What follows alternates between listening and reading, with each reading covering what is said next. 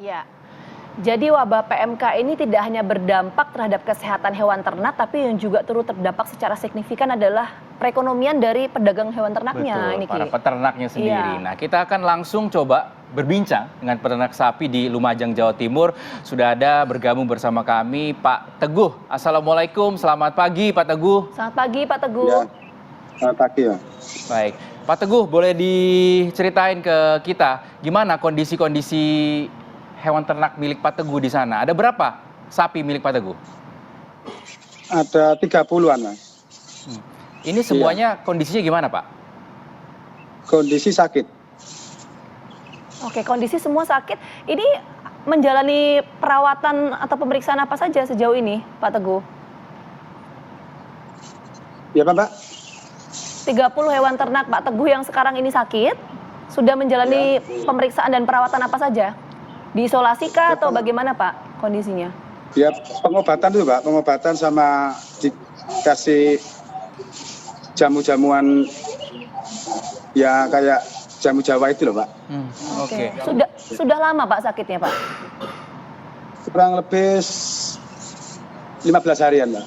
Oh, 15 hari. Oke, ini pengobatan dan juga jamu-jamuan ini dari dinas terkait kah diberikan atau memang sendiri dari para peternak yang menyediakan, yang melakukan pengobatan?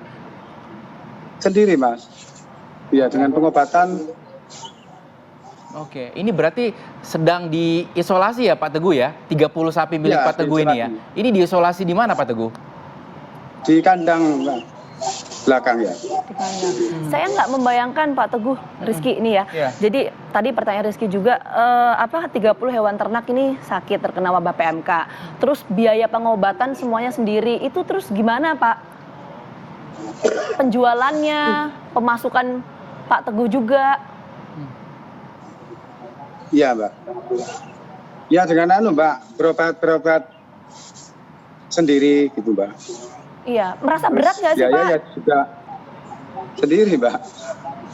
Merasa berat nggak sih Pak dengan pembiayaan mulai dari perawatannya, terus juga belum ini 30 hewan ternaknya juga nggak bisa diperjualbelikan kan otomatis? Belum dijual harus sudah bayar ongkos itu tadi? Berat, Mbak. Isolasi, pengobatan. Terasa berat, Mbak.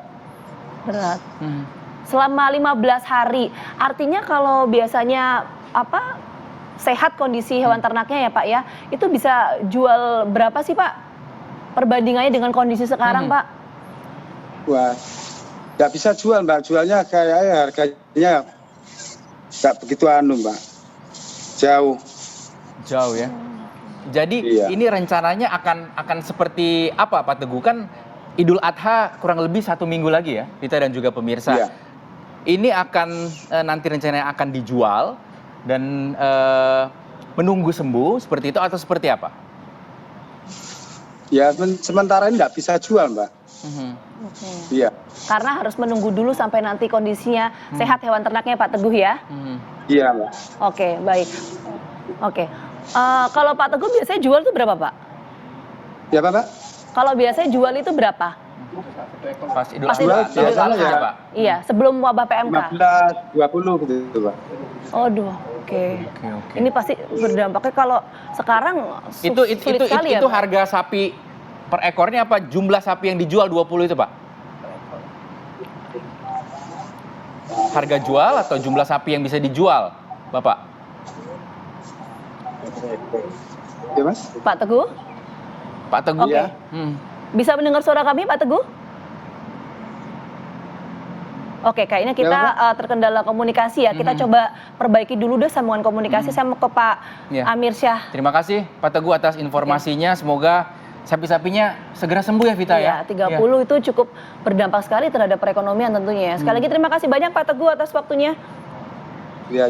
Iya, baik. Saya mau ke Pak Amir Syah langsung. Tadi kan 30 hewan ternak milik Pak Teguh. Ini tidak Pak Teguh saja sebetulnya ya Pak ya. Tapi kita bicara dalam konteks misalnya pedagang lainnya juga yang turut merasakan hal serupa seperti Pak Teguh.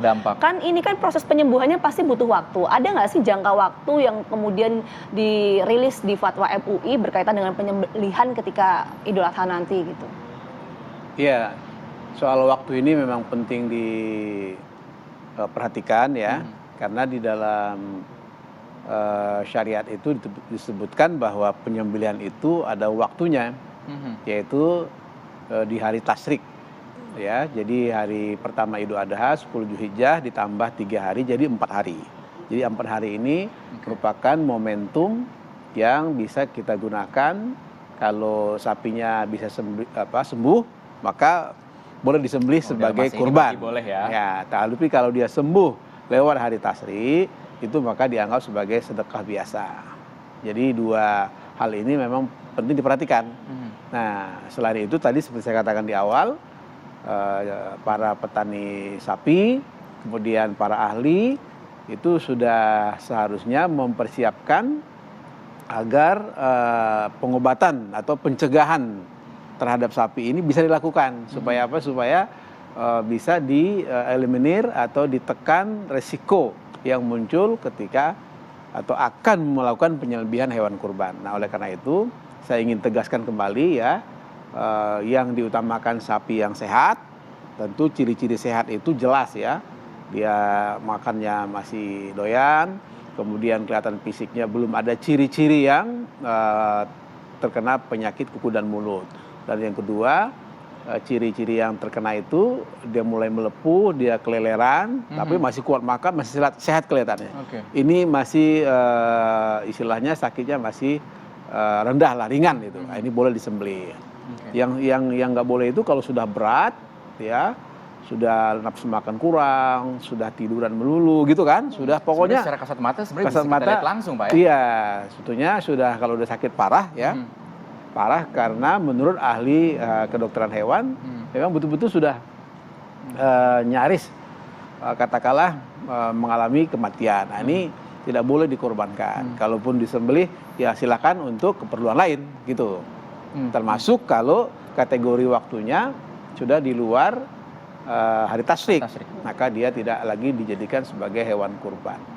Saya kira para petani saya ingin menghimbau betul-betul harus dipantau dari waktu ke waktu supaya tidak menimbulkan resiko, termasuk tadi resiko harga jual dan segala macam, karena ini memang siklus tahunan yang diharapkan para petani ini bisa tidak sekedar menikmati keuntungan, tetapi bisa menggerakkan perekonomian nasional. Yang perekonomian nasional ini tentu pemerintah sudah mengantisipasi dengan stok yang cukup.